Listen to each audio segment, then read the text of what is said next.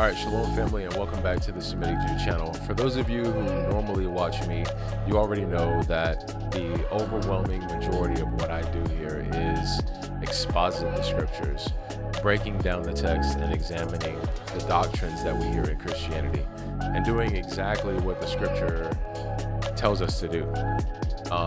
Prove all things and hold fast to that which is good. And that principle doesn't suddenly disappear when we leave the Bible.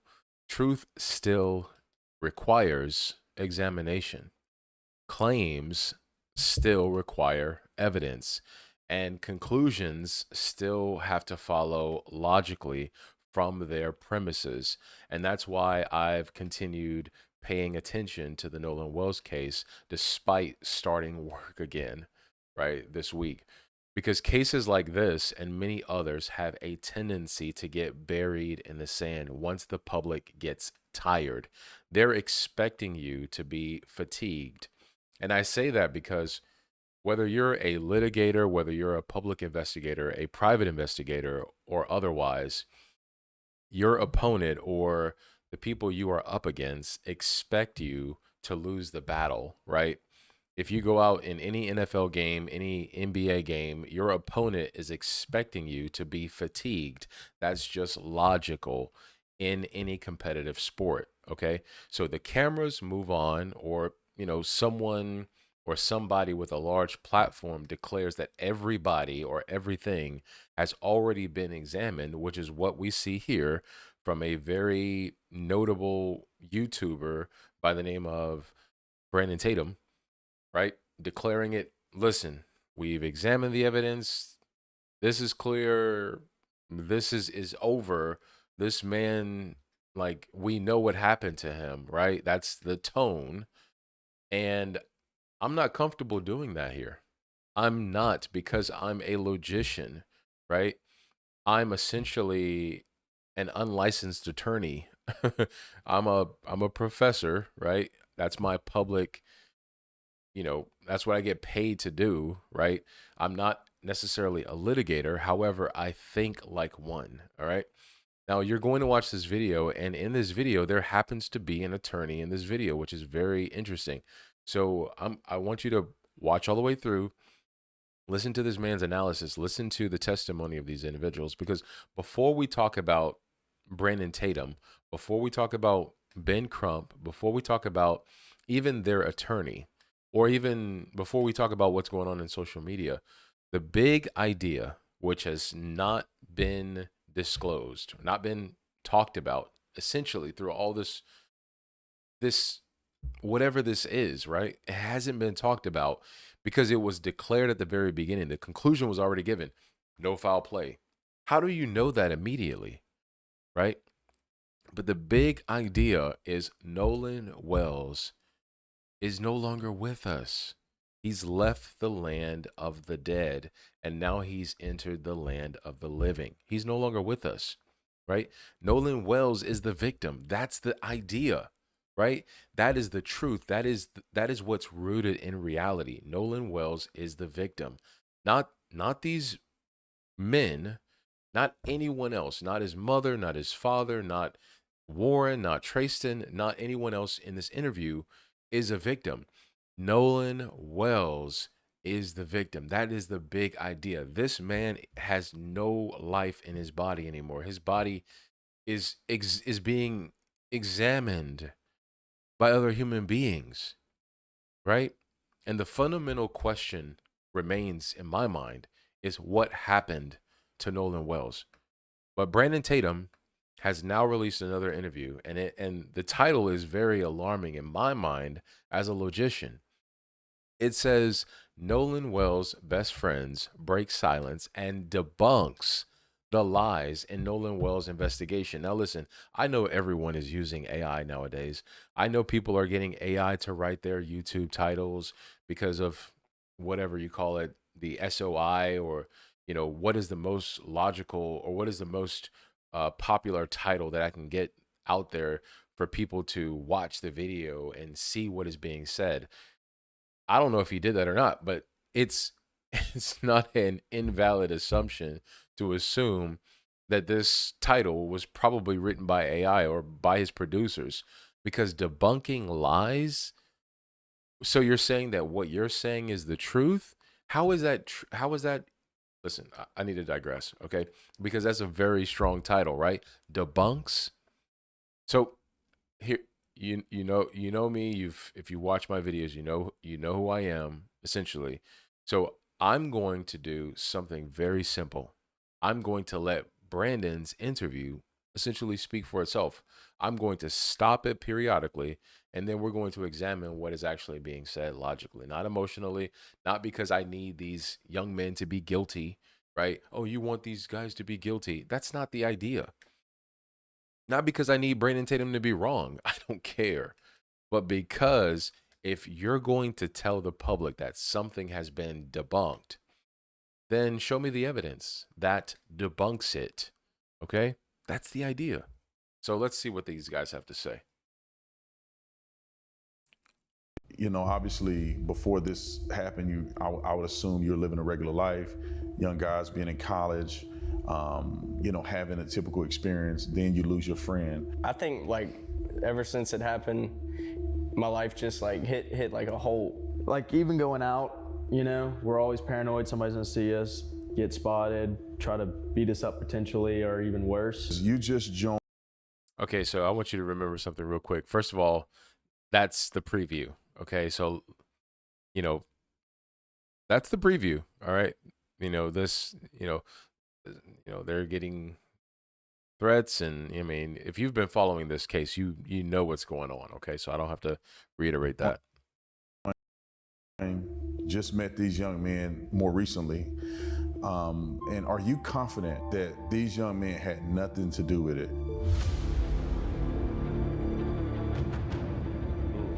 We have Ed Pausick, Warren, Jax, and then we have Morgan here. And so I talked to Warren last time I was here. We had a really deep conversation, and I'm glad that we were able to get other perspectives now that we have Ed here. Ed is a defamation attorney. And I want to start with you, Ed. You know, why did you choose to work with the boys? What is your plans? What do you expect to get out of working with them? What's your expectations when it comes to defamation? Well, I think an injustice in one place is an injustice everywhere.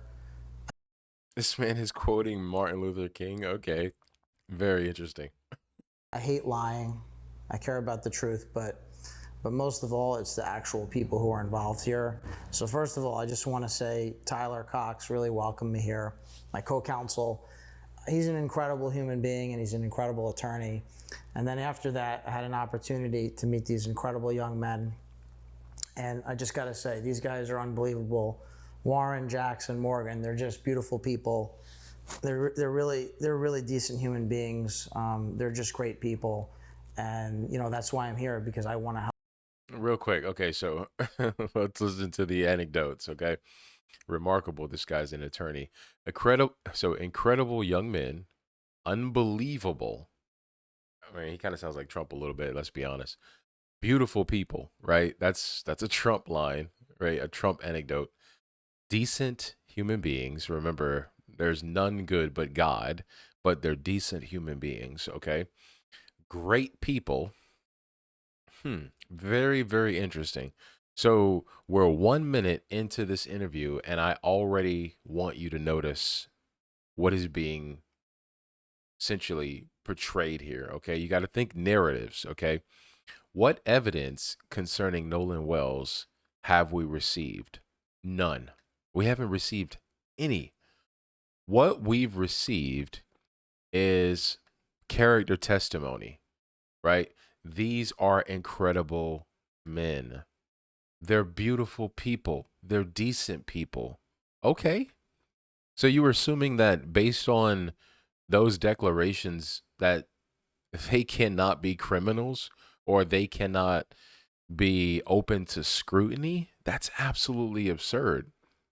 Because maybe they are to you, and keep in mind, he has not known them for very long, but he's making all of these conclusions about these based on what they've told him, based on, oh man, you guys are victims, and you guys just seem like, young, rich, white, European American men who have their whole lives ahead of them.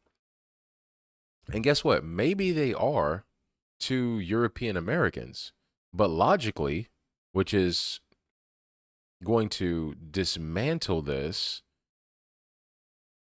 what follows from what he's proclaiming? Nothing concerning the cause of Nolan's death, and nothing concerning whether or not a crime was committed, or these boys know something, or they're actually telling the truth, because we have to keep everything into consideration. We have to take everything into consideration. We have to take their testimonies into consideration. We have to take, every single preposition. It's going to be scrutinized, especially on this channel. So good people can witness accidents. Good people can make accidents. Good people can remember events incorrectly, which is why after scrutinized Warren's testimony and even Tracestin's testimony, there was contradictions just in the anecdotes, just in the sentences, just in the prepositions and the arguments and the assumptions that they were making. And I wasn't even there, but just from listening to their testimony, I mean, if I was a prosecutor, as a litigator, I mean, listen, it would be very easy to dismantle and discredit them in front of a jury. And again, I am not a licensed attorney. Good people can have incomplete information. And yes, good people can also be completely innocent, right? But the point is, he's a good person, is not, or these guys are polished individuals, is not evidence establishing what happened during a specific event. So don't emotionally prime the jury and then confuse character assessment with factual proof, right? So let's keep going. Help great people, and this is a very sad situation, but it's also a very human situation, and it's a tragedy. So you guys have, obviously before this happened, I would assume you're living a regular life, young guys being in college, having a typical experience. Then you lose your friend, Nolan, and after that, what has life been like for you guys? I think like ever since it happened, my life just like hit like a hole, like it just stopped. And I mean, we just got to live day by day from now on. I could say definitely a whole flip upside down for our lives. It's like even going out, we're always paranoid somebody's gonna see us, get spotted, try to beat us up potentially, or even worse. We're really just trying to stay low key and not go out as much or anything like that. Yeah. It's been hard because my friends and I are people. I mean, we like to be out and hang out outside of our friend group, and not being able to like go certain places or, walk around in public because our head's always on a swivel. It's really affected all of us. I mean, especially in like my family's standpoint, my safety comes first, my friends and family safety come first too, and it's been really hard because I'm worried about like my family as well with me, and it's hard, but we're just going.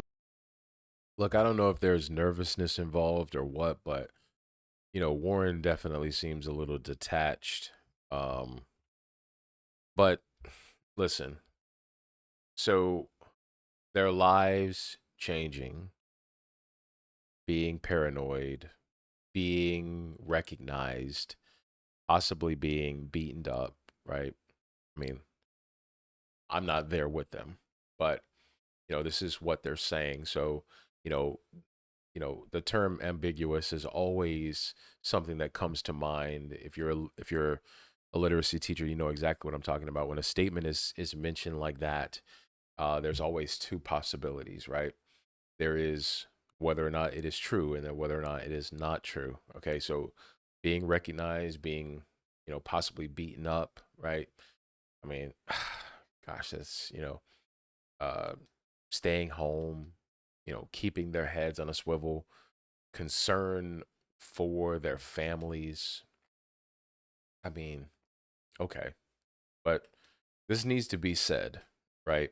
If somebody has actually threatened these men, right, with violence, that's wrong, okay? But we don't want to harp on it, right? If someone commits a crime against them, then investigate it. In fact, it's so I'm on X. I have almost 50,000 followers on X and 50,000, I believe, on Instagram as well, right? More so, not necessarily Instagram, but on X, I have I mean, I can post something. It could be, have a great day. I will, I will experience racism or denigration or dehumanization or, whatever type of defamation that, term that you could possibly come up with from no doubt white supremacists. I mean, that's the only people who are, potentially denigrating, but you also have, some people who align with white supremacists and they essentially are basically their talking points, but they have a black face to it. But nevertheless, I've received death threats. People have, said, I'm going to come meet you at your residence and all this. And I've reported them, and some of their pages are still up to this day. They create another page and they just basically, you know, repackage their content and just come after my page or come after other people, even after that. But the point I'm trying to make is this: um, none of them have been arrested. None of them have been sought out by the FBI and arrested and put behind bars. And there are articles written about this. But it's very interesting that this case is public, and apparently these individuals are being harassed by people from, I mean, I think there was a guy in California way away from obviously this incident, and he was just arrested for making weird threats to them. And it's ironic that none of that, from based on the reports that I've seen from, that are, these threats that they're receiving, they're not from Negroes, they're not from Hebrews, they're not from Israelites, they're not from us, they're not from black people at all.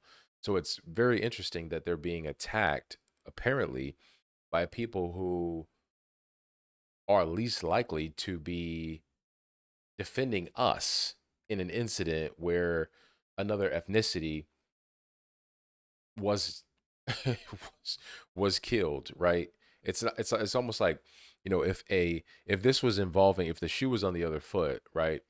You would expect that European Americans would be attacking a black family because they would say, well, the black family did this to the so-called European American child or man or whatever, right? You would assume that the ethnicity would align with the suspect, or excuse me, with the person that was essentially attacked and is no longer with us, right? But it's very interesting that the people who, or excuse me, the reports, the death threats, the alleged death threats, etc., are corresponding or one to one as a function with European Americans or non-ethnicities that are associated with our community. That's very, very interesting, and it is notable because how should we perceive these threats? Like, are they manufactured? We should not take that. Excuse me. We should not say that that is not a possibility, right? If someone commits a crime against them, then obviously it should be investigated, right? I'm not saying that it shouldn't be investigated, but it's very ironic that you know after saying, oh well, these guys are now victims, we now have a GoFundMe that went from $100,000 to now $200,000, and then they're making arrests on behalf of allegedly desecrating their name. Who are these people? I mean, these people are like the Pope. I mean, they can get someone arrested several states over. Man, you talk about authority. But again, let's maintain perspective, okay? Aside from what they're mentioning, right? Nolan Wells is the victim, not them. They're not the victim. Nolan Wells is. Why is it that, and I'm going to go off on a tangent for a moment, but when we talk about the transatlantic slave trade and the sub-Saharan slave trade, which is what Europeans call it, right? But this is essentially the exportation of Hebrews out of North Africa, out of the Central Africa component, down into West Africa, down into the other southern parts, and then eventually translated over to the Americas. Now, when that's talked about, and we're talking about reparations and things like that, right? It's like, you guys need to get over all of this, right? You guys are no longer victims. But it's interesting that, you know, they want to play the victim in situations where someone else actually lost their life. This is who we should be focused on, not you.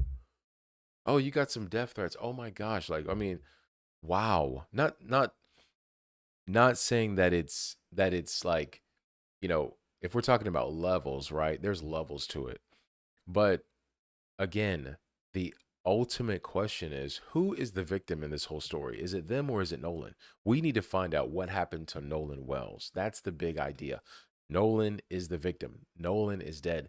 These young men are alive and sitting in an interview discussing how difficult public scrutiny has made their lives. Listen, if you are connected to a crime, or if you, even if you're, you didn't commit the crime, you should have peace of mind no matter how many times you have to share your story.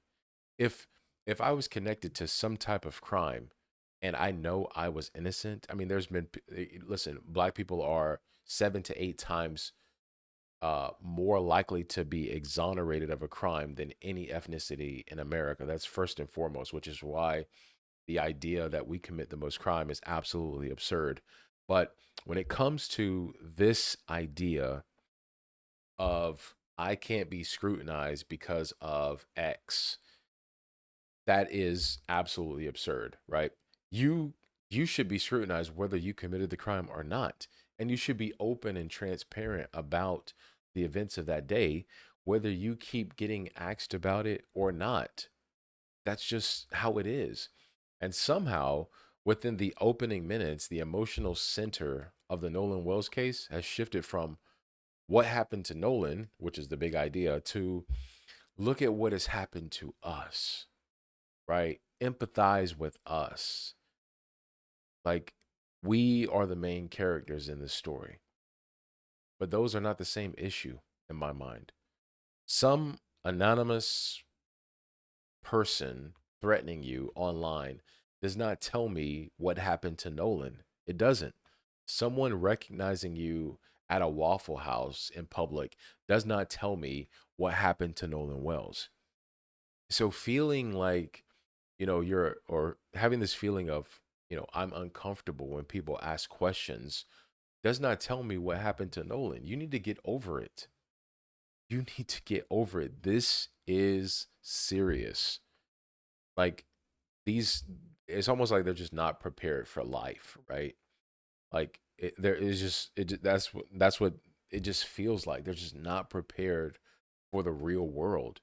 And if Nolan was truly their brother, like he was our brother, right?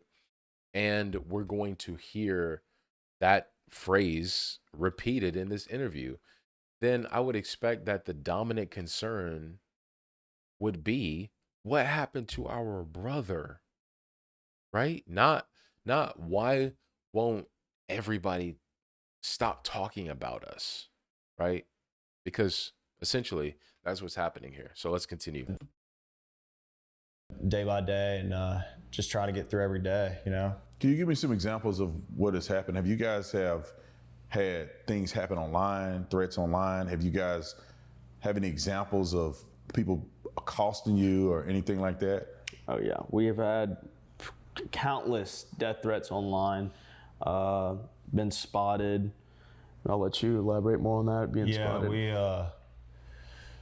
I mean, people have obviously just pointed us out. I mean, as a group and even on a one-on-one setting, I think it's really just like awkward because I don't want to talk about this, and I know my friends don't want to talk about this any more than we need to. You know, we're still mourning one of our best friends' death, and it's hard to speak about it when, you know, like sometimes we just need some alone time, or sometimes we just need to, you know, lay back and not be around all this. And I mean, I've been called out in public, and I haven't been in public that much. I know my friends have had encounters in public. The threats have been insane from, you know, my stepmom and my dad, my mom, just everyone included, like even my brothers and my sisters. And it's just hard. I mean, it's unbelievable where like this has been taken to and the level where this is at.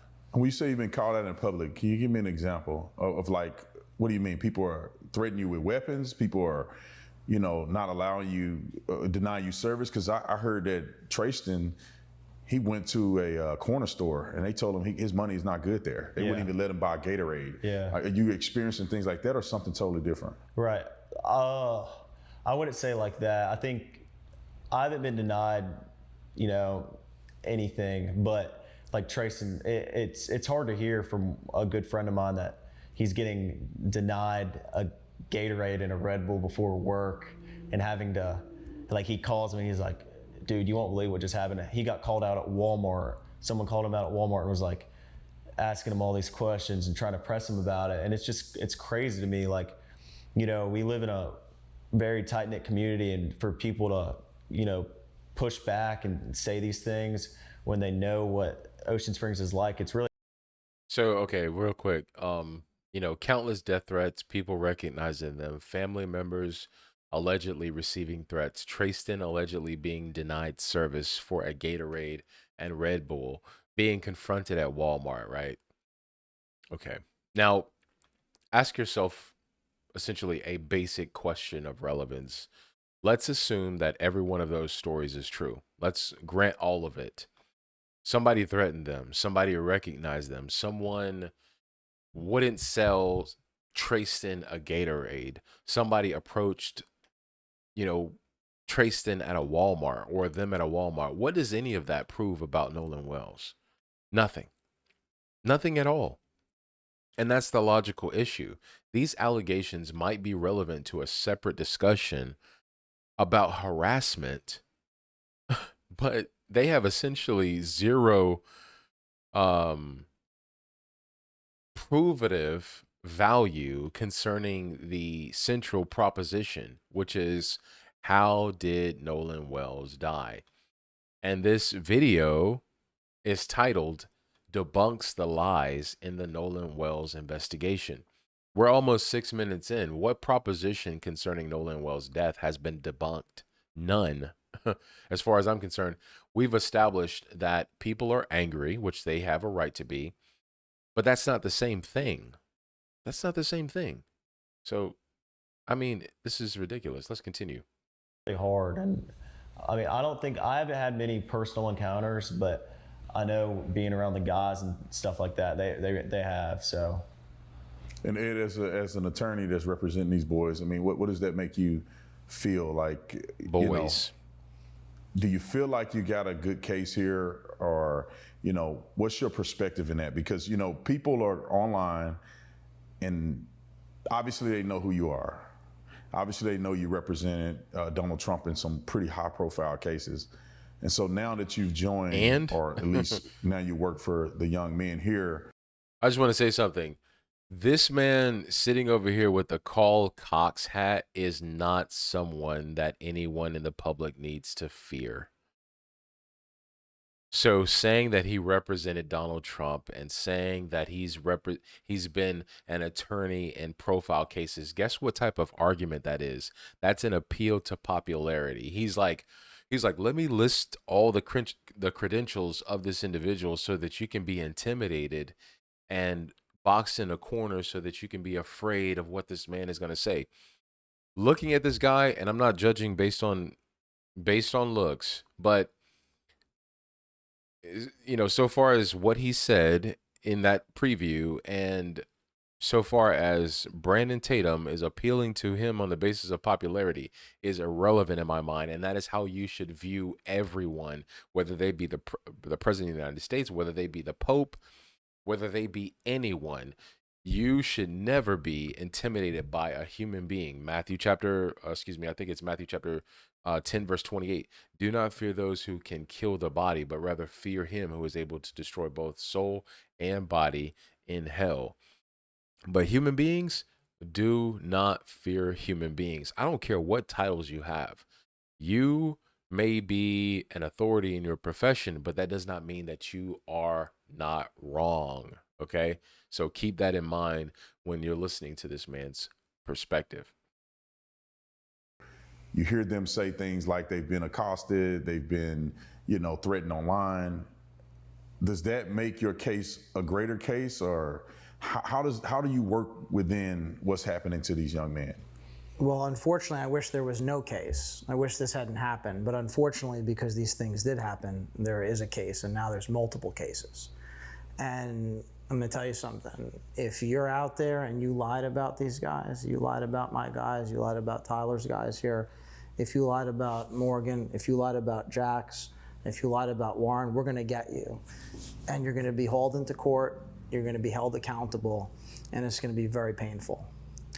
And what I would say to the people who have done that is, now's your chance. If you want to apologize and retract before you find yourself in court, you should probably do that now. Because if you don't do that, once you're in court, now you just can't leave. You won't be. Hey, listen, this is these are separate issues, man. If someone knowingly published a defamatory factual statement, then counsel can pursue whatever lawful remedy is available. Okay. You don't have to, you're going to be sorry that you did that. But threatening, defamation, litigation does not establish innocence in the Nolan Wells matter. This is, look at their two faces. Look at these guys. Look at all three of their faces. They're like smirking and laughing. This is comical, right? Like they're being amused that their attorney is like, being boisterous. He's sitting there with, a camouflage hoodie on with khakis and tennis shoes and, ankle socks with a ball cap on. Listen, this is, I'm sorry, but I cannot take him serious. Like, anyone watching this, who would automatically assume that this guy is an attorney?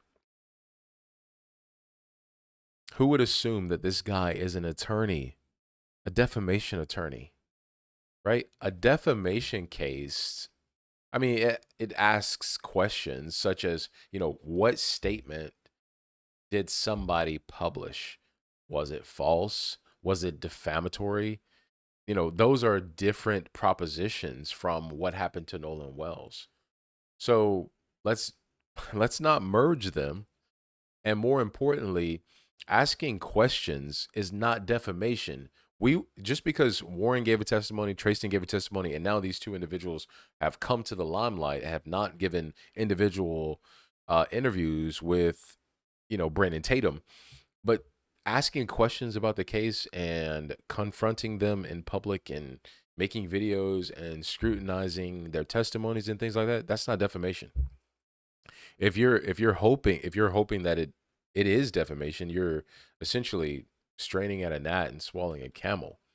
Analyzing inconsistencies is not defamation.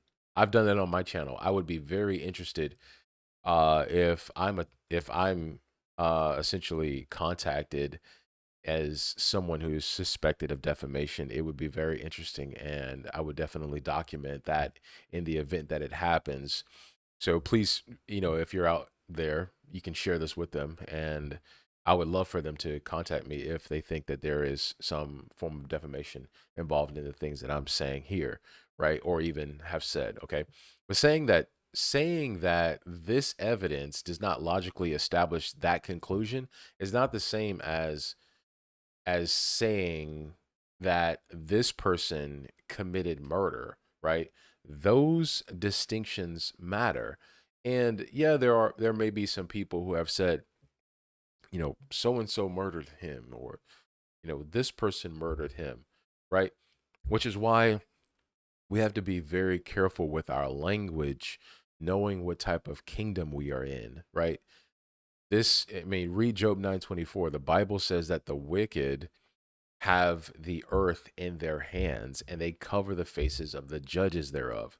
So the wicked are ruling the earth. The wicked are ruling the United States, every continent on earth. That's what the Bible says. Understanding that, you need to know how to deal in kingdoms where wicked people are ruling. So you have to be careful making absolute statements like, this person killed so and so, that person killed so and so. Why? Because then they'll hire a defamation attorney, or they'll ask for welfare donations on Give, Send, Go. Especially when they have people like this, right? Who, essentially may not necessarily be concerned about what happened to Nolan Wells, but maybe more so concerned about public threats. Maybe more concerned about, well, you're a victim now, and let's set aside what happened to Nolan Wells, right? Let's keep going.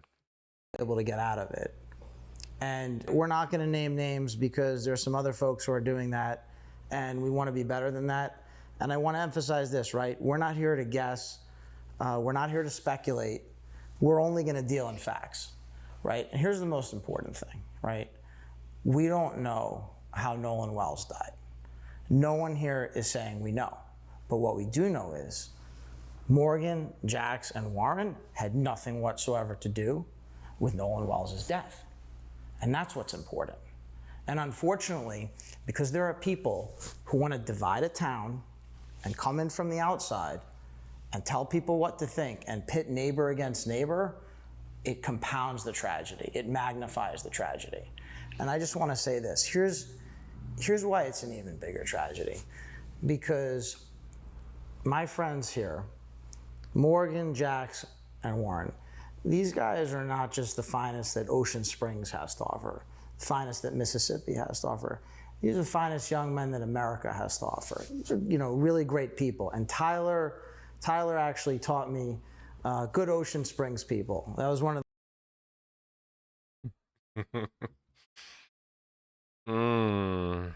This guy is a litigator, man. Listen, if you're not going out there to be an attorney, listen, it's open season.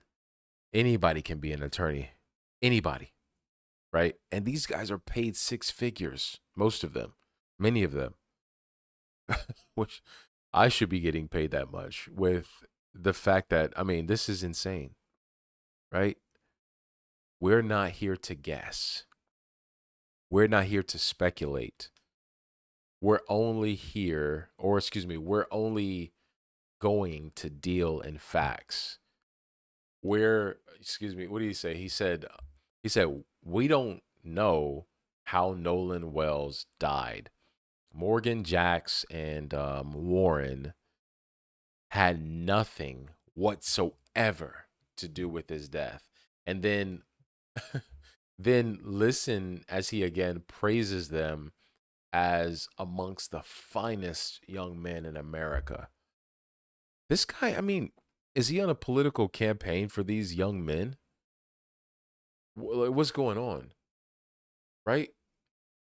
But we're going somewhere, because listen to those prepositions carefully. Their counsel, says that we're not going to speculate. Okay. Then he says that, we don't know how Nolan Wells died. That's a very important admission, right? You're a defamation attorney. You're not an investigative attorney. You're not you're not a part of a special crimes unit or things like that, right? But that's an important admission. Then immediately he says that, we know these three individuals had nothing whatsoever to do with Nolan Wells' death. Okay.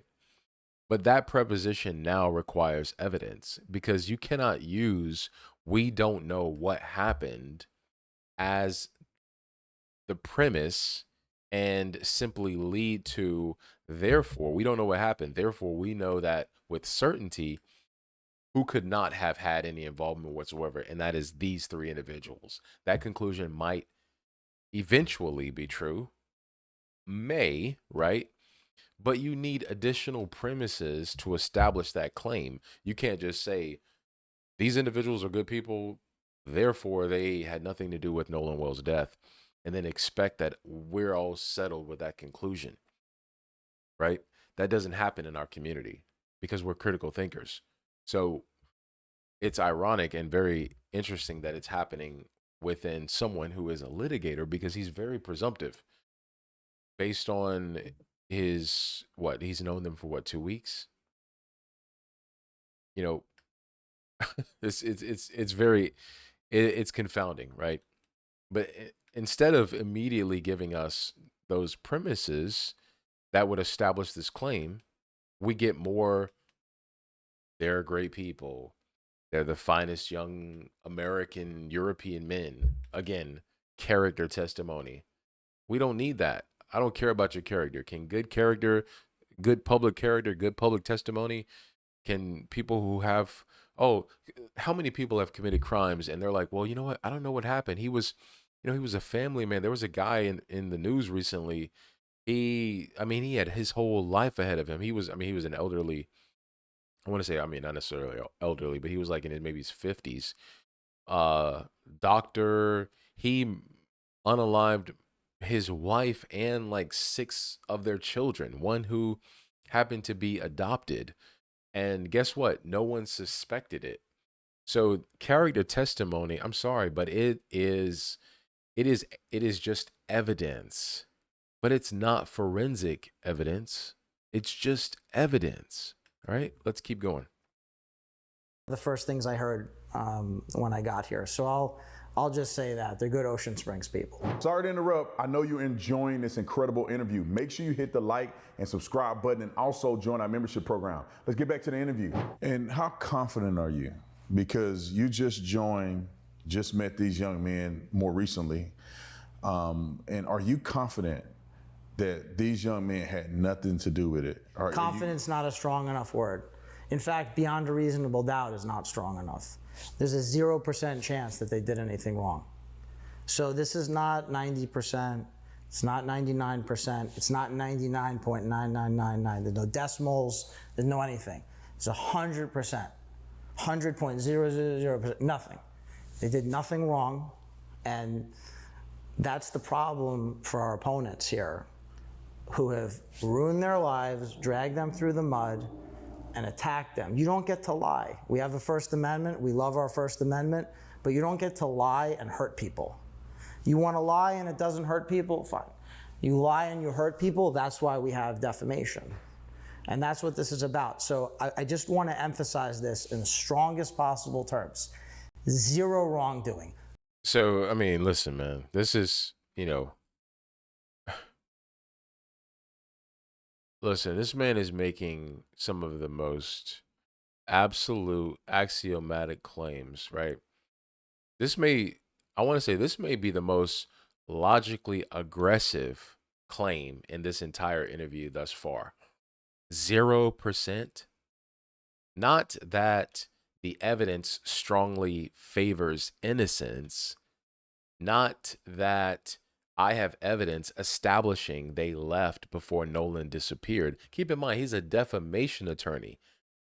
He's not representing them on the basis of whether or not they committed a crime. He's representing them on the basis of whether or not people have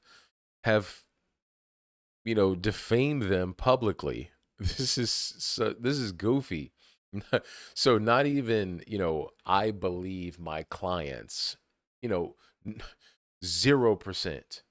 100% certainty, beyond a reasonable doubt. Okay, counselor.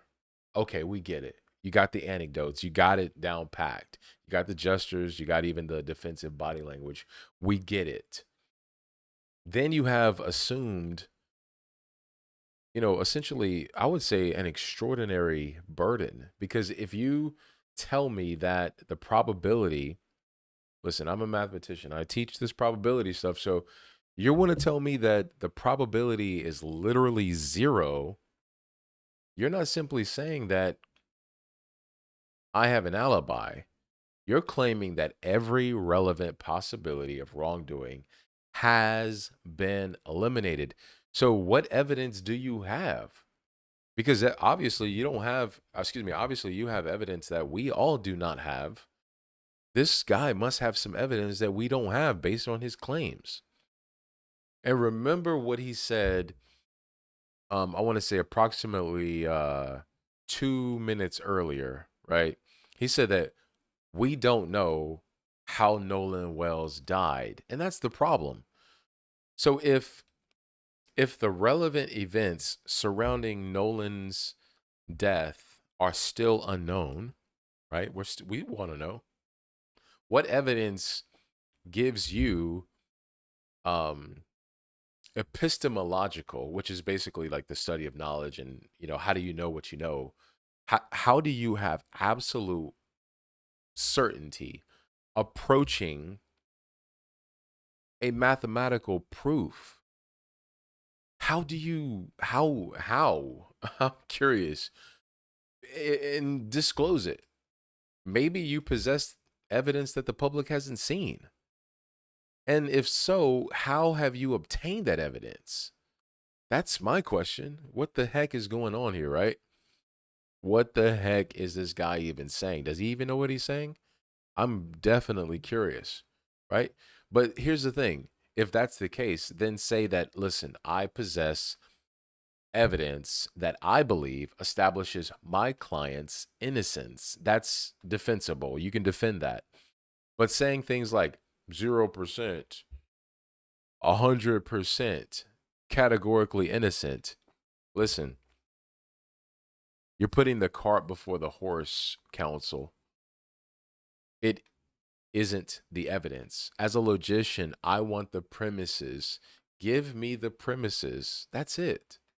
Let's continue. Completely innocent, totally innocent, and categorically innocent.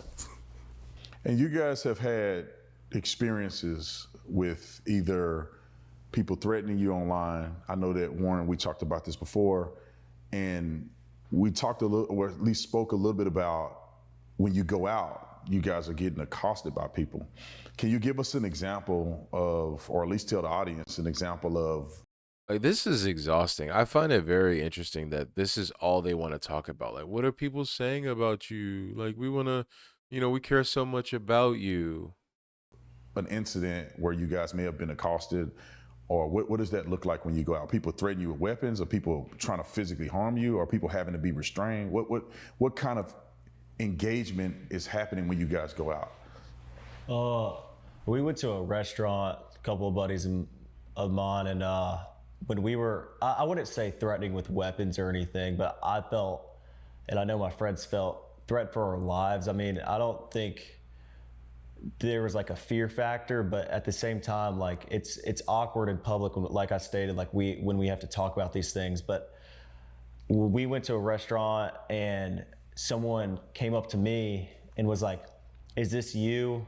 And I was kind of like shaken up about it. Well, at first she asked like my name and like all these questions, and I was like, okay, whatever, she's just coming up to talk. Well, then she came up to me again and showed me our first interview and was like, "Are you sure this isn't you?" And I was like, "Well, yeah, that's me, like obviously." And she kind of just, I looked at my buddy and I was like, "Yeah, we're leaving, like close everything out, like we're going." And I left, and there was an altercation after I left with some of my buddies that weren't involved in this at all. And they told my friends that they were gonna kill them and they wanted to fight and all this like crazy stuff. I mean, I wasn't there, but my friends told me this, that what the people were saying to them was like totally just crazy. Like, I mean, there was people like that were, outside of this telling us like, hey, you need to leave before something happens because I know what could go down right now. And like, I know that these people are crazy. So, I mean, we all felt, we were kind of shaken up about that. It was weird because it was our first encounter as a group. And I think it's also like just crazy that people will like look at you in the eye and tell you they'll kill you because they believe you killed. All right, listen.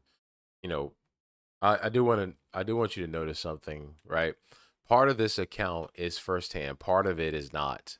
That's immediately what stands out to me. Part of it is firsthand. Part of it is not. Very ironic because in his initial interview, that argument is also true. Part of it was observable. Part of it was not. Again, this testimony that he just gave, some of it is firsthand. Part of it is not. He says an altercation happened after he left and then says that his friends told him what was allegedly said. Listen, that's hearsay in the ordinary evidentiary sense of the term. He's recounting what someone else told him happened when he wasn't present. This is a reoccurring theme. Now, that doesn't automatically mean that the claims are false, but notice the standard I'm applying, right? Identify what you personally observed. Identify what somebody told you. Identify what objective evidence exists. That's how you prevent testimony from becoming a story that grows through repetition. And again, even if the entire restaurant account is accurate, Nolan is still dead, and it doesn't explain why. Let's move on, man. This is ridiculous. Your best friend, and you have nothing to do with it. And Morgan and Jax, were you guys there? Yes, we were there. I was there. I didn't hear the part where they said they were gonna kill him and stuff, but I did hear whenever she came up to him originally, she was like, "Hey, you have like TikTok or anything like that? Your face looks really familiar." And he was like, "No, I don't have TikTok or anything like that." And she was like, "Oh, okay," and then walked off, and then came back with, like you said, the first interview, on her phone and showing him. She's like, "So this isn't you. Either you have a doppelganger or this is you." And he was like, "Well, yeah, that's me." And then we got the check and we bounced and we were waiting outside for everybody else to get out of there. And while we're waiting outside is whenever some of our other buddies that aren't even on social media that we were just there with was getting told that other people were going to kill them and all that kind of stuff. So how did that make you guys feel did you think they were serious? Did you think it was just people trying to make a name for themselves by confronting you in front of others? Like, what was your take on that, Morgan? I think it was just like, I was in the general area of where one of our buddies was, where this altercation happened. And I actually got into a conversation with a fellow next to me that wasn't even involved. And he told me straight up, he was like, "If I was y'all right now, I would leave before y'all get hurt. Y'all need to leave right now. I'm just watching out for y'all and making sure y'all are safe." And I mean, I wouldn't say that those people would have physically done something in that moment, but I think they were playing like almost like a mental game, like just to get into your head and just almost like make yourself like just think these things that obviously are not true. If you can go back to the very beginning of this, how do you think this should have played out? Because I always question in my mind that when I go back, I look at what happened, I look at the initial stories with Nolan, and you guys knew him, right? I didn't know him. I know none of you guys. I just had a chance to meet you guys more recently. But how do you think this should have gone if you could control the environment? Nolan is... I'm sorry, but this line of questioning by Brandon is just, man, I'm telling you, there's better questions, but whatever. Found, deceased. How do you guys think that this should have been put out to the world? So first off, I wish that none of this would ever happen. I wish Nolan could still be here with us today. And I wish that like I said, none of this would ever happen. Like if I wish that all this could be erased and Nolan could be here tomorrow. I mean, that's more than anything. But other than that, I feel like his mom blasting us on social media from the get-go, saying that he was out there with Warren and another guy. And another guy. Okay. Listen, if you watch my, I did a reel on Instagram. If you, you can find my Instagram handle in the description of any video, all my socials in any video. But I did a short analysis of boat A, boat B, boat C, and based on my conclusion, there are approximately 27 people that knew that Nolan Wells traveled out to Horn Island with this with this nucleus of people. Okay, there's essentially 27 people that knew that Nolan Wells traveled out to Horn Island with them, and I say that because even if Tracestin was another black Negro or Hebrew out with them on Horn Island, and okay, well, so you're saying that two black individuals went out with you. That's 2 out of 27. That's a very low percentage. I'm sure everyone would know, okay, well, who would be the black individuals that are with you this particular day? You would be able to identify them, right? It's almost like saying, I got a black friend. Who are your black friends? You'd be able to name them. Why? Because they are, essentially, easily identifiable in a lineup in this situation here. So anyway, let's continue. That's where it first started to take off. And then also the fact that she posted a picture of me and Morgan and another guy and Nolan on the boat together, blasting that out there, pushing this narrative, kind of, I guess. I will say, and I apologize about the jumping of it. I'm not sure why it keeps doing that, but so is this other guy? Is it Bart? Right? Is it Bart? Because based on the audio from Cito, it appears that his name was mentioned, right? Bart. And there's content creators out there who have asked that question, right? If it is him. So I'm assuming, I don't know if they're mentioning him and he is being described here using that qualitative data, but very interesting nonetheless. That would have never happened either, and I don't think those would have never happened. A lot of this stuff wouldn't have been as viral or gone all over the country at this point. I mean, this is a countrywide news story that is just blown out of proportion. Is he saying that if it had not become what it is today, that it would never have left Mississippi and they would have concluded that Nolan Wells drowned? End of case. That's essentially what he's arguing, but let's continue. And the fact that it was our best friend and it's not what people are saying it is what hurts the most. I mean, that was our brother. I mean, straight up. That's what I told his dad the night that he came over to my house. He was like, blah, blah, saying something. I was like, dude, that was my brother. Like, and you know that. He knows that. We were picking him up every single day. He never drove. I can't tell you how many times I pulled up in his driveway and picked him up. And it wasn't him asking. It was just because that's what we did. We just picked up Nolan all the time. That's how we, came about to all the stuff that we were going to. Now, I do want to say something. First of all, because I don't know how far this is going to go. I do want to basically discuss how they believe that Nolan's mother blasted them on social media, right? Posted photographs and caused the story to become national, right? So this framing really bothers me, especially how it came literally after the fact that, hey, Nolan is my brother. Because Nolan's mother has a deceased son. Her asking questions about the people who were with him is not evidence that those people are guilty. It should be okay And you should empathize with her because she's asking you questions or because she is not trusting of your testimony. That's fine. It's okay.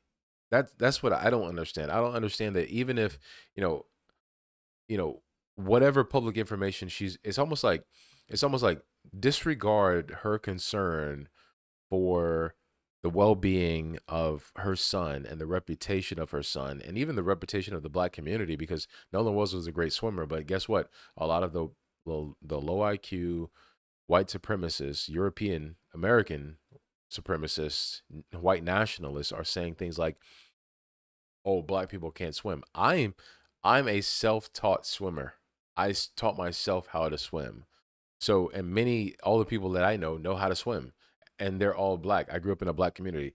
All of us knew how to swim, and guess what? Most of us were self-taught. We didn't have like formal teaching. So, this idea that when someone black dies, that you conclude that, oh, well, maybe they were horrible swimmers.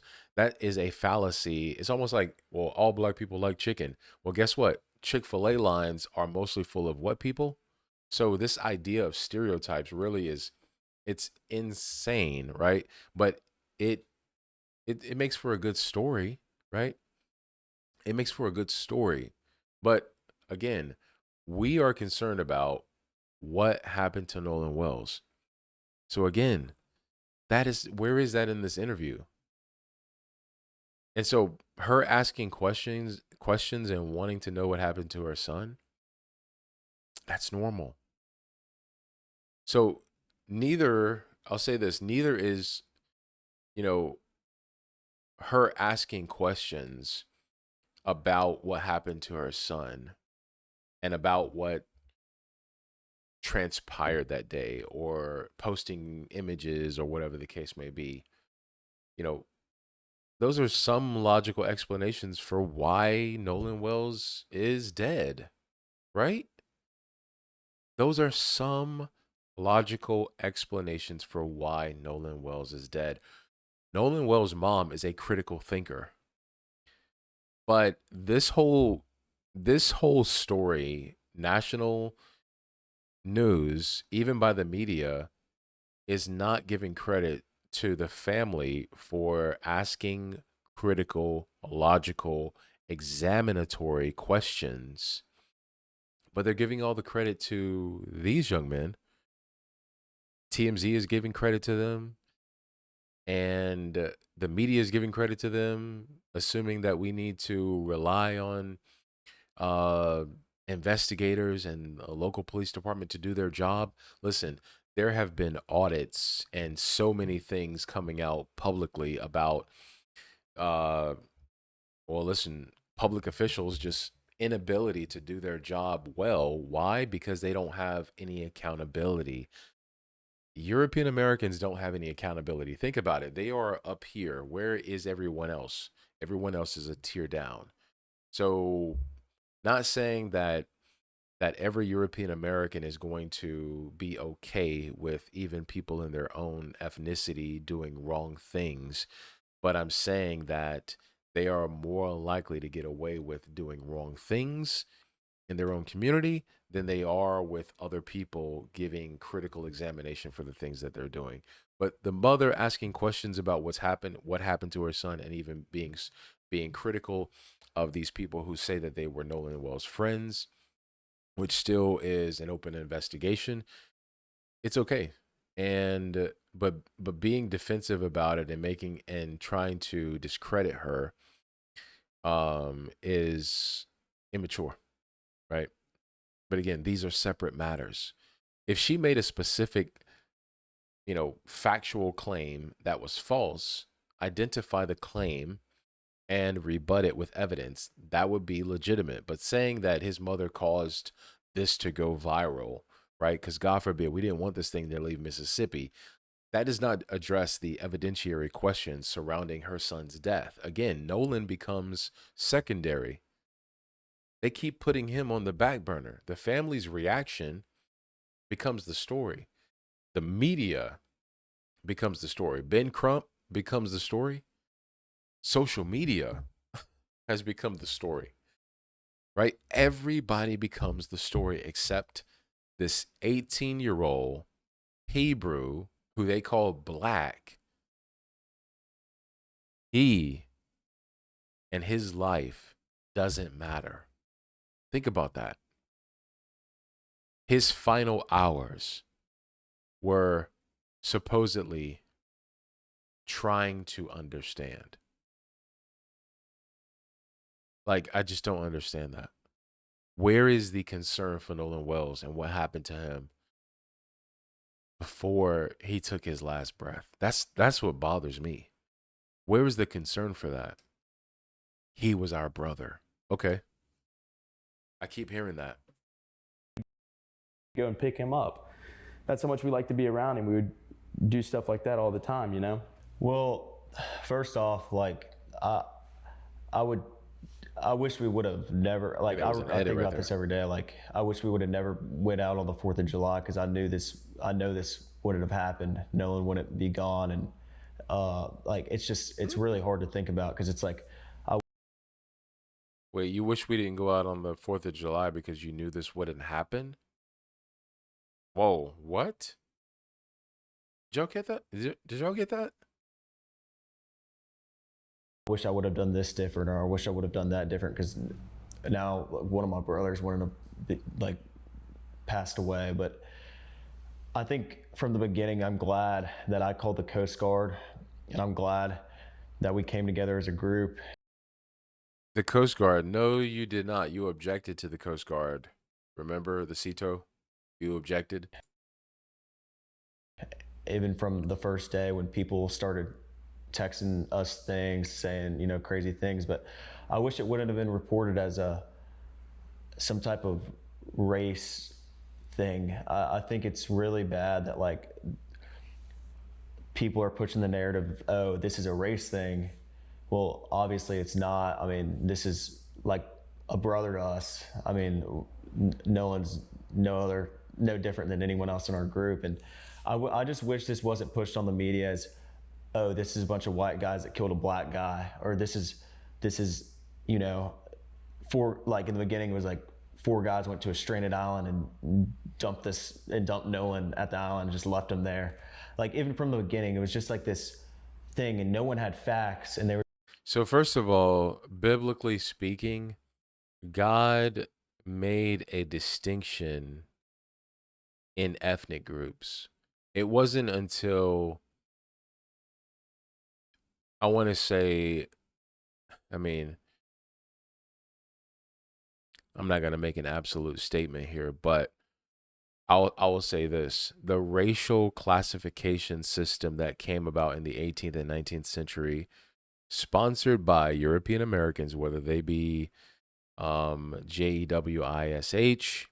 or otherwise, British, whatever the case may be, Russian, whatever, whether they be any of those ethnic groups, right? Those groups are now consolidated into what set?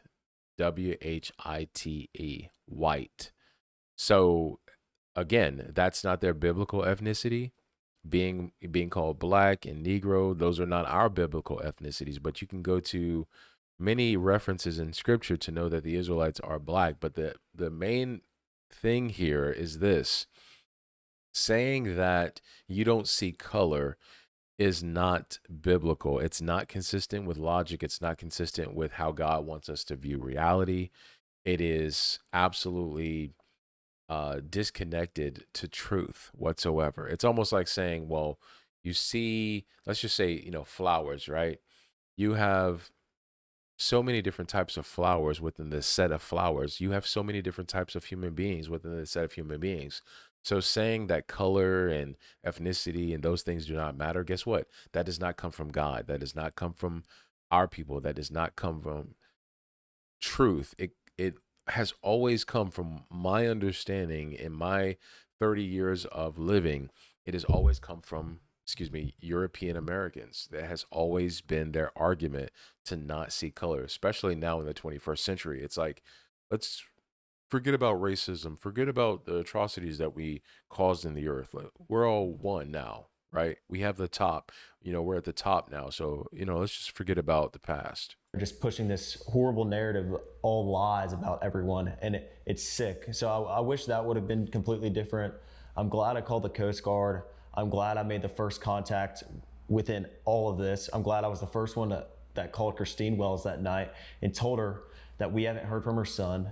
And I'm glad that I did all of that, but I hate the way this has been perceived by the media and portrayed. This has been absolutely horrible with the way and the things that they've said to us and done. But other than that, I mean, there's not much I would change from my point of view and my friend's point of view. I think we did everything right, and I know we did nothing wrong.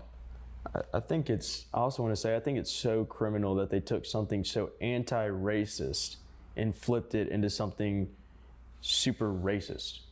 Like they took, this is the definition of anti-racism. I mean, that we did not look at Nolan any different than I looked at him, or even you. This is literally our brother. I mean, like we stated, we did not treat him any different. We didn't treat Tracestin any different. We don't treat Tracestin any different. And they just flipped it. And I just think that is so wild that they're pushing this thing that they're saying, oh, they want to end racism and all this stuff. Well, they're the one pushing. Okay, so again, friendship is evidence concerning the relationship, or excuse me, the nature of their relationship, right? And it may be significant evidence, but it does not logically demonstrate that racial bias could not exist in another individual, right? Maybe, again, there's 26 people unaccounted for. Maybe one of them was racist. Maybe you didn't know it, right? Maybe there was another interaction with someone who was, right? The treatment of Nolan, right? The subsequent response or some other portion of this case. And again, let me apply the standard evenly, right? The opposite argument would also be fallacious. The fact that Nolan was a young black man surrounded by European American friends would not by itself prove racial motivation. All right. I work with European Americans. Earlier in life, I befriended many of them. I know still to this day, some of them are my neighbors, right? I'm not going to presuppose anything about their disposition until the evidence is available, right? I'm going to treat them a certain way, but I'm not going to make any assumptions until the evidence becomes available, right?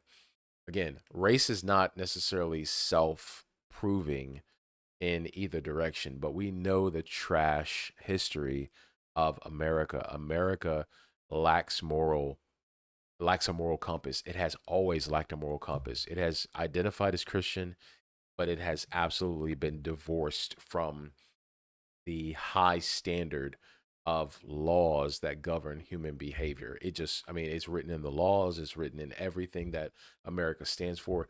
America has only been, essentially has only been improving through the argumentation of our people. That's the only reason why America has changed, through the argumentation of our people, not by them at all. And you can look at the Civil War, you can look at everything that essentially has come about. And so people will try to make the argument, oh, well, Republicans did this. No, Republicans did not. We did this. We fought for our freedom. And, this idea that Civil War was to free the slaves, no, it was not, right? So again, that is a part of the narrative. But again, this idea that race is somehow, racism is a thing of the past, you have got to be kidding me, right? You have got to be kidding me. You need evidence for that. And saying it is not evidence. So he was our brother, therefore racism is impossible. That isn't proof. Just like, saying that they're European Americans, therefore it must be racism, or therefore they must be racist. That wouldn't be proof either, right? Prove the proposition. They both are still open in my mind. Pushing it. They're pushing the racism. And I just think that's kind of crazy. I disagree What's with your that. thoughts on this? How does it affect you? I mean, first I want to say, First of all, racism does exist. So this idea that, oh, they're pushing the racism, that's absolutely insane. That, you know, and again, this is education. This is lack of education, essentially, making that declaration. I mean, wish this would have never happened. I wish Nolan would still be here with us today. And, but in my opinion, I think that the media, they shouldn't have pushed a narrative from so early.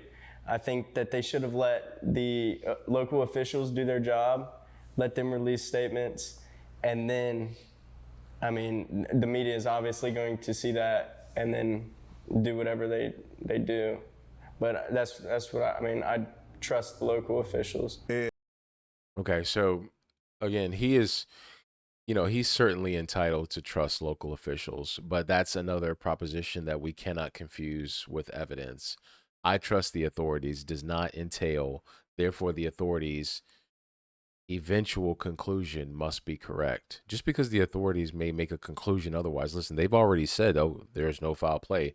Just because they make a conclusion, you can't automatically assume that that is the most logical outcome, right? Again, he's saying this, therefore the authorities' eventual conclusion must be correct. That's an appeal to authority. It doesn't matter if you're wearing a suit, a $3,000 suit, and you look absolutely polished and you're going before the public and making a declaration, oh, I'm the chief of police and I'm saying this, or, oh, I am the district attorney, or, oh, I am, you know, a judge, or, oh, I am a defamation attorney and I've represented Donald Trump, that therefore what I say is from God. That's how these people behave. They're making an appeal to human titles that mean absolutely nothing in the grand scheme of things. That's an appeal to authority. It's a logical fallacy. It is deceptive, right? Again, that is an appeal to authority. If it's used as proof, authorities can possess evidence that the public doesn't possess. Absolutely. That evidence should carry weight when it's produced. But institutions are not infallible. Police are not infallible. Attorneys are not infallible. Families aren't infallible. Witness testimony, witnesses aren't infallible. Brandon Tatum interviewing them is not above scrutiny. He's not infallible. Neither am I. And I'm okay to admit that. But that's why we examine evidence, not personalities. I don't give a damn about Brandon Tatum's personality or these young men's personality or the personality of their defamation attorney. I don't give a damn. What I care about is the evidence. I care about what happened to Nolan Wells, as they should, but that essentially is left up to consideration. With what has transpired, you know, how does that dictate your response? Because you have a 30,000 foot view of all of this stuff, right? You see the way that it could have went, and you see that there's people that instigated the narrative that's out there now. And as a, you know, defamation attorney, how does this navigate your tactics? Sure. You know? And I want to be clear about something. Tonight, I'm not going to give any particular person any more oxygen than they may have already sucked up. But I will say this. What's been said about Morgan, Jax, and Warren, I'm not going to call them untruths or half-truths or falsehoods. I'm going to call it what it is, lies. So the first thing that's really important here is we're dealing with lies and liars. We're dealing with profiteers. We're dealing with hustlers. And one thing that I've seen since I got here is that Ocean Springs, Mississippi, is a really beautiful place. and the region is very beautiful. It's one of the most beautiful places in the country. And there is just no question, the death of Nolan Wells is a horrendous tragedy. But for the tragedy to then be magnified after his death for no reason other than profit is a disgrace, or what we would call a shanda. And Oh my God. I'm sorry. Listen, you gotta forgive me. Listen, this is rhetorical. These are rhetorical statements. Before confronting the strongest unanswered questions, categorize the people asking questions as liars, hustlers, profiteers. That's called poisoning the well. Instead of first dealing with the proposition or any propositions, oh, I'm not going to mention what they're saying, right? Or I'm not going to mention, the things. You attack the credibility or motives of those presenting it, as if their questioning is somehow invalidated on the basis of, because thus saith I, therefore you're wrong. Maybe some people online are lying. Some. I'm certain there is misinformation surrounding this case, right? There was a toxicology report that was allegedly fabricated in saying that Nolan Wells was a cocaine addict. I think even, he was potentially, having cocaine in his system. How would you know this? And I remember the statement that Brandon Tatum made. He was like, "Oh well, you know, I think it was somewhere along the lines of, I have heard from credible sources that allegedly," and you got to listen to the language, you got to listen to the lexicon, a credible source, but then you're gonna say allegedly that Nolan was using cocaine. Listen, his dad has already said that he was an athlete, that he was in great shape, he was a great swimmer, and so we have to take both things into consideration. Not necessarily saying that uh you know possibilities are swirling and that therefore we should not take into consideration all possibilities, but throwing in these weird, you know allegedly Nolan Wells had wings before he passed away. Like, I mean, it's almost like that, right? So again, I'm certain that there is misinformation surrounding this case, but that's exactly why we should identify individual propositions, which is being stated here, and then test them independently. But even if somebody is a hustler can ask a valid question. Even if somebody profits from a video, that fact doesn't make the argument that they're making in said video false. Attack the premise, attack the evidence. That's logic. And that's all it is. Let's continue. And I had the opportunity to go to Horn Island today with Tyler and Warren and Jax. And a lot of people who have been sucking up way more oxygen than they're entitled to have not been to the island. I'm willing to bet that a lot of the hustlers and profiteers and liars have not been to that island. And you have to go to that island. And being at the island today was revelatory. It was really illuminating. It's a very dynamic marine environment, first of all. But when you go to the island, you see instantly that what some people want to be true, what they wish to be true, they're trying to wish it to be true. They're trying to make it true through their lies. It's actually not possible. It is a very, very long and narrow barrier island. It's basically very low sand dunes. And in the particular part of the island that we're dealing with, there are no trees. It's hardly any foliage. Keep in mind, this guy is a defamation attorney, not a private investigator, not a criminal defense attorney, none of those things. Hardly any tree cover, hardly any plants, and it's wide open. And on July 4th, there were thousands of people there. There is no possible way that anybody could have committed a murder in broad daylight on a barren, windswept island that is narrow and was just swamped with people that day in broad daylight. It's just not possible given the natural environment there. And that leads me to the next point, which is this. Yeah, he wants to argue, oh, well, Nolan Wells drowned. Once you know what the timeline is, when you combine the timeline with the actual dynamics of the island itself, all of the lies. I mean, again, the absolute language, impossible. Based on what? Because you said so? The audacity of this guy. I mean, this is disgusting. I mean, it's absolutely disgusting to me. Like, just listening to the, like, I can't even, I mean, I'm sure I can't hold my face. You've already seen it. It's cringeworthy. Impossible based on what? He visited the island. Okay, who gives a damn? Brandon Tatum visited the island as well. That's useful contextual information. We can Google the island and know the dimensions of the island.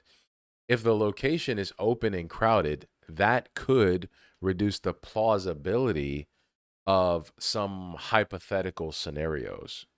Hypothetical scenarios, absolutely. But that's not the same preposition as no form of foul play could possibly have occurred. That's an argument from incredulity, essentially saying that given what I saw, I cannot imagine how somebody could have done this. Therefore, nobody could have done this. That's what he's saying. Sir, are you sure you're an attorney? Did visiting Horn Island eliminate events occurring in the water? Events occurring around vessels, events occurring away from the density of the crowd, negligence, recklessness, an accidental act involving another person that we want to cover up now and we want to play victim. Events later in the afternoon as crowds eventually dispersed and there was no longer anyone on the island. Excuse me, every location that Nolan could have traveled, every boat that Nolan could have approached. No, it doesn't. And so this is the ironic part. Counsel, which is what he appears to be, says that there were thousands of people. Good. I mentioned that earlier in my previous videos when I was giving analysis. Well, then potentially there are what? More witnesses than these individuals that the public and the media want to put out in front of us. More witnesses, more photographs, more videos, more boat GPS records, more timelines, right? Why don't we have the GPS records of all other boats and people who were on Horn Island that day? I find it very suspicious that there were so many people on that island, but we're not hearing from all these people. Oh yeah, like imagine somebody saying, okay, well, you know what? I was on Horn Island that day, but I didn't see, like, imagine like 100 people who, apparently there was 1,000 people. Why don't we have 1,000 witnesses? Where are all those people that were on Horn Island? Can they, like, people just automatically have amnesia about that event? About that particular day? It just doesn't make sense.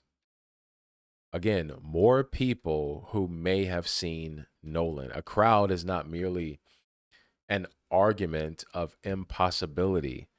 It's evidentiary resources, right? And so we can use it, but it's not the conclusion of a matter. And that's the bottom line. Completely unravel because it isn't possible. And here's why. Morgan, Warren, and Jax left the island at about 4:30 p.m. That's it. They were gone. That is not open for debate. So that's a fact. They were gone. And at that time, Nolan Wells was still alive.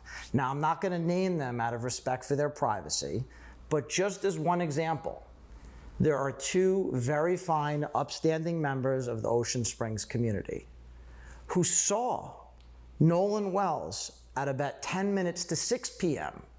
So about an hour and a half after these fine young men had left the island, they were gone, departed, Nolan Wells was alive. And these two witnesses, two very reliable, very credible, and very upstanding members of the community, they saw Nolan, and they've known Nolan for years. There's no chance that they made a mistake. And by the way, this can be corroborated through other evidence, other eyewitness accounts. And that's the end of it right there. Okay, well, why hasn't this become public knowledge?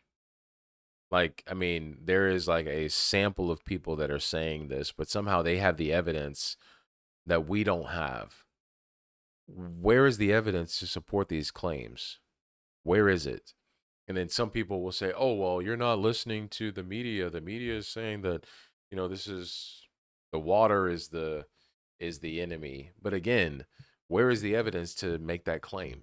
Why didn't the second autopsy lead to the conclusion that this was what happened, right?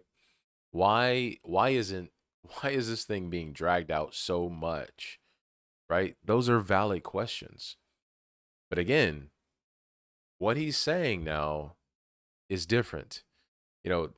I'll say this is potentially significant evidence, and I'm not going to dismiss it because it helps their position. Again, that's not how logic works. Let's grant this attorney's claims, right? Assume that Morgan, Warren, and Jax, who are essentially 3 out of the 27 individuals who were on this, together essentially on 3 different vessels, maybe more vessels, left around 4:30, right? Let's just say that they left around 4:30. Let's give them that. Assume that 2 independent witnesses who knew Nolan personally saw him alive at approximately 5:50. If independently corroborated, that is strong evidence concerning that those 3 individuals and certain possible timelines may tell us more about what happened to Nolan Wells. And that's good. But then he says, that's the end of it. No, sir. No. You don't get to run from this, from saying that because I'm white, this is the truth, or because I'm an attorney, this is the truth, or because I say so, therefore this is true. It may be the end of one hypothesis involving those 3 men during that period.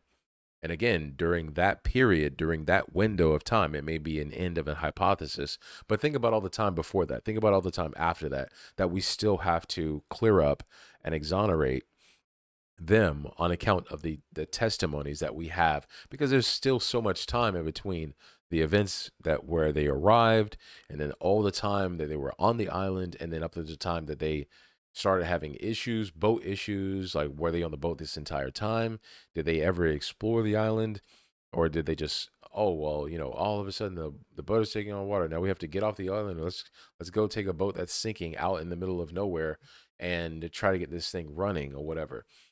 It is not necessarily the end of an investigation at all, because now we need to compare their testimony, or this new statement, with Brandon Tatum's own earlier interviews. And this is where things become very interesting, okay? Warren's earlier testimony was involving 3 boats. It involved 3 boats, right? But again, I want to let Brandon ask Warren something, because I believe he's going to ask him something at the end of this video. That's before we get into everything else about the situation. And when I look at this, I feel like there's levels of defamation and areas of defamation. And I'm not going to speak on your behalf, because this is y'all's story to tell, your story to litigate. But which areas are the most egregious that you are going to go after, or that you guys think also are areas where people have taken this situation and clearly lied to the public? One being the phone call. What is your thoughts on that phone call to Cito? Some people have gone out and done enhancements to the audio, and in doing that, created a transcript manually. It doesn't appear that the transcript was derived from an automated system or have any, in my opinion, real integrity with it. Now, mind you, this is Brandon coming from a lack of experience attempting to discredit the audio software engineer who happened to be a black woman. He's attempting to discredit her and discredit her credentials and discredit the work ethic that she put in to extract and to clear up the audio. And she literally said that, listen, I wanted to make sure I didn't use AI because I didn't want the introduction of unknown artifacts, etc., into the audio footage, and published it. Now, mind you, other audio engineers have done the same thing. Even there was a lady, I can't remember her name right now, but she also had someone do the same thing. And I'm sorry, but it's unmistakable that the woman that they did a tremendous job with clearing up the audio footage of that Cito call in the background, right? What are your thoughts first, you guys, on the audio, and then I'll get to you, Ed, on could that be a defamatory area the way it was produced? So what do you guys think about that audio? Okay, so I think he's going to do a part 2, but I do want to identify something, right? You had Wyatt's 22-foot Triton, an 18-foot Palm Beach. You had Bart's 24-foot tide line. And so Warren essentially is going to give, I want to say he basically said that the Triton had 8 or 9 people, that the Palm Beach had 4 people, and that the tide line had approximately 10 to 15 people or 16 on it. And I'm just mentioning these things before, he goes into part 2, right? Warren's testimony is of the things that I just mentioned. He mentioned that there was about 26 other people that should be accounting for, that we should have testimony of. And if they don't want to come public, that's fine. But still, there's 27 people that should be saying something about what happened that particular day.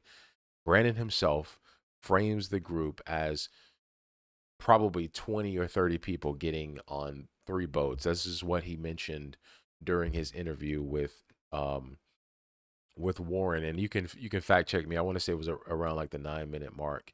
And then Warren agrees with the 3 boat description and then breaks them down. He says Wyatt's Triton. He said approximately 8 or 9 people.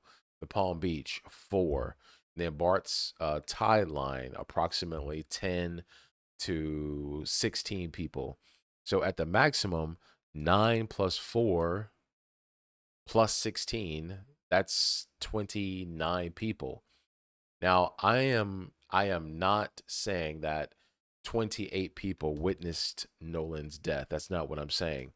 So don't distort my argument. I'm saying that those people potentially possessed information still to this day concerning different portions of Nolan's final day. That's what I'm saying. So if I'm examining this like an attorney, I want who was on the Triton, who was on the Palm Beach, who was on the tide line, who arrived when, who departed when, which boat left first, who was still there at 4:30, who saw Nolan after Warren's group left, and who was like, oh man, look, you guys are going back to the mainland.